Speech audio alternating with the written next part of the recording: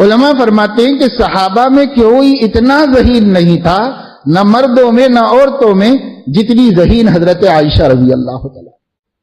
بچپن سے اپنی زندگی کا ایک ایک واقعہ سناتی، ایک ایک واقعہ یاد رکھی ہوئی۔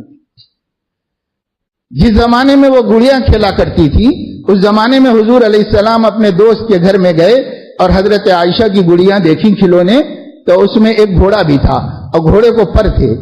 حضور علیہ السلام نے حضرت عائشہ سے کہا، جب ان کی عمر 3-4 برس کی تھی، حضور علیہ السلام نے فرمایا کہ عائشہ یہ کیا ہے؟ انہوں نے کہا یہ گھوڑا ہے۔ فرمایا گھوڑے کے بھی کہیں پر ہوتے ہیں؟ فوراً برجستہ کہنے لگی حضرت سلیمان کے گھوڑے کو تو تھے۔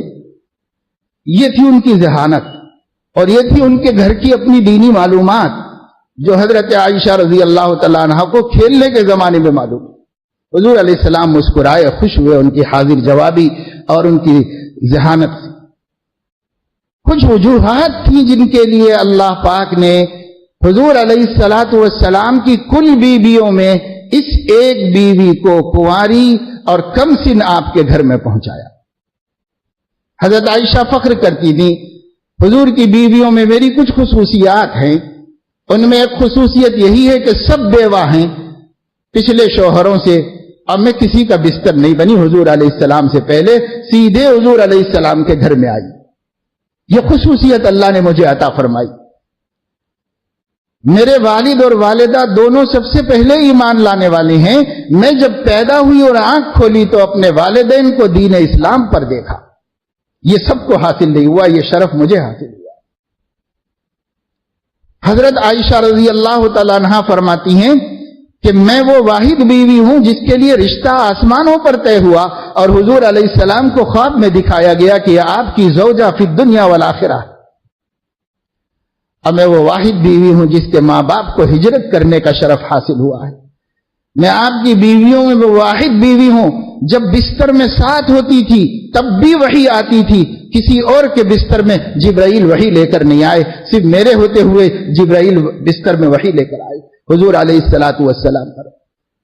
میں وہ واحد بیوی ہوں جس کا لعاب حضور علیہ السلام کے جسم مبارک میں داخل ہوا ہے، اس طور پر کہ مرض الوفات میں جب ان کے بھائی عبد الرحمن مسواک کرتے ہوئے آئے تو حضور علیہ السلام نے مسواک ان کے ہاتھ میں دیکھی، حضور صلی اللہ علیہ وسلم نے تو رغبت ظاہر کی۔ حضرت عائشہ نے پوچھا کہ آپ مسواک کرنا چاہتے ہیں؟ تو کہا، اشارہ کیا کہ ہاں۔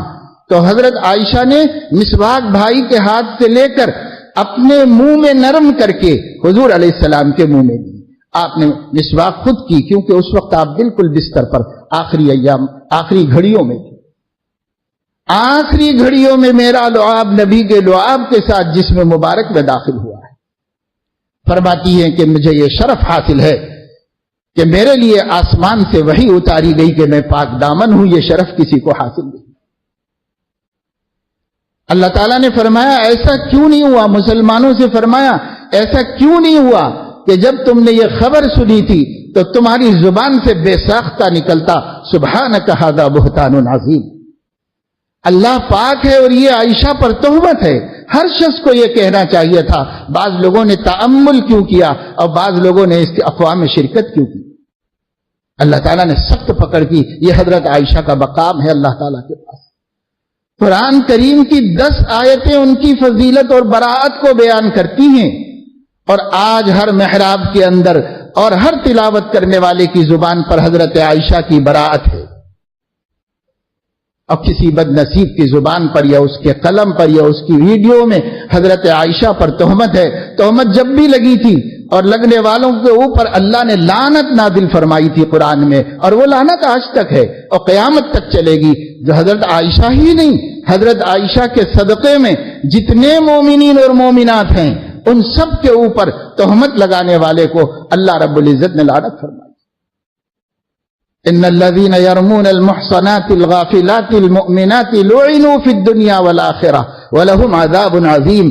اس سے مراد صرف حضرت عائشہ تھی، انہی کے حق میں اتارنا تھا، لیکن اللہ نے صدیقہ کے برکت سے اس امت کو یہ نعمت عطا فرمائی کہ اس امت کی تمام عورتوں کو اللہ تعالی نے تہمت سے بری کیا۔